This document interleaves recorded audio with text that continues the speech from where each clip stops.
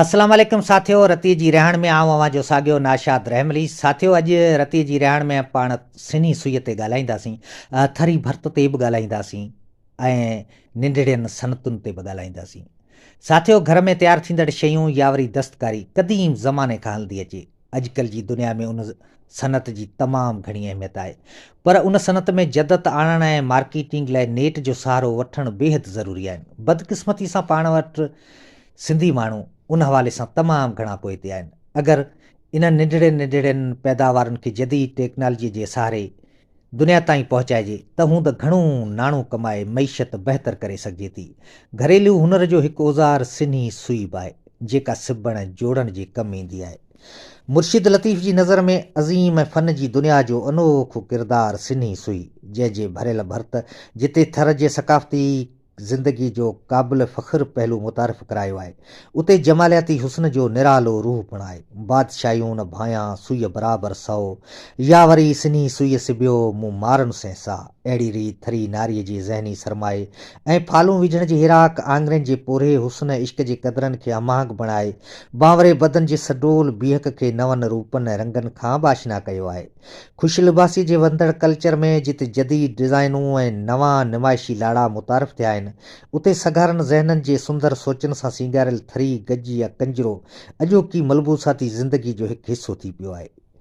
केतिरियूं ई मशहूर ऐं मॉडल औरतूं उन फैशन खां अॼु बि सिधी या अणसिधी तरह मुतासिर नज़र अचनि थियूं।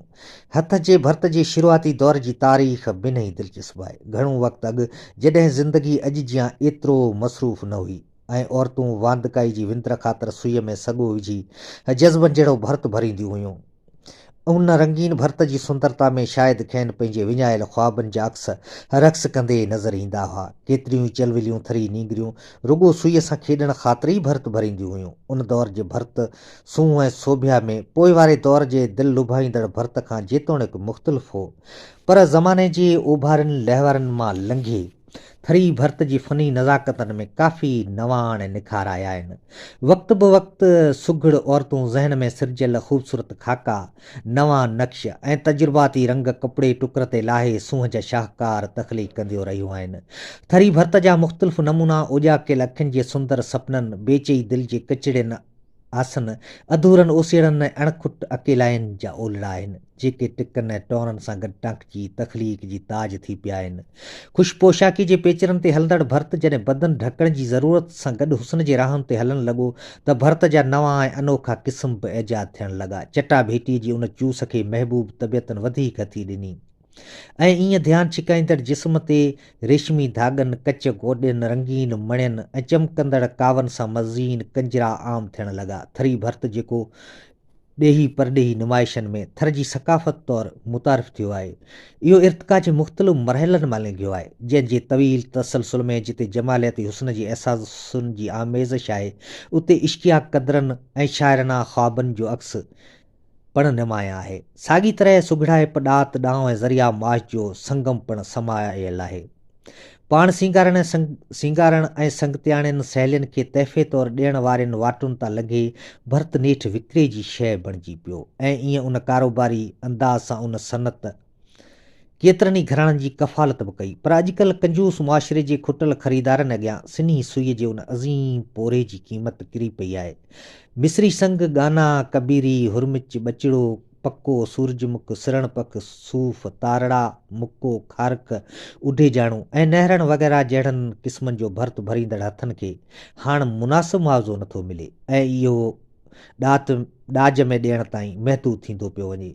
पर पोइ बि ढाटी सुघड़नि जे अलबेलनि आङरियुनि सुई जी संगत खे अञा विसारियो न आहे।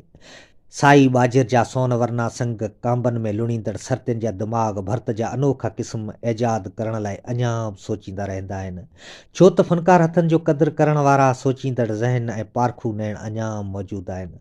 अञा परदेस वियल वरनि जी सार में आयल हिॾकीअ मथां 7 ढुक पाणी जा पीअंदड़ ॾुकारियल ॾेह जूं सुहाॻिणियूं आङरियुनि ते ॻणियल ॾींहंनि जा विछोड़ा सेबनि में सिबंदियूं रहंदियूं आहिनि। अञा बि चेट जी चांडोकीअ में खुलियल अङण ते सुतल जोभनि जी कंजरे कावनि जा ओलड़ा सॼी राति चंड सां कचहरियूं कंदा रहंदा आहिनि। शाल भर्त भरियल चोला ॾिसी चलोला थींदड़ नैण बेसी ऐं बेक़दरी जे ॿखनि में हलिया न वञनि ऐं शाल हथ जी विॼाए ॼाणंदड़ हथ टिकनि खे टोपा ॾियण जी किरत मां कॾहिं बि न थकिजी।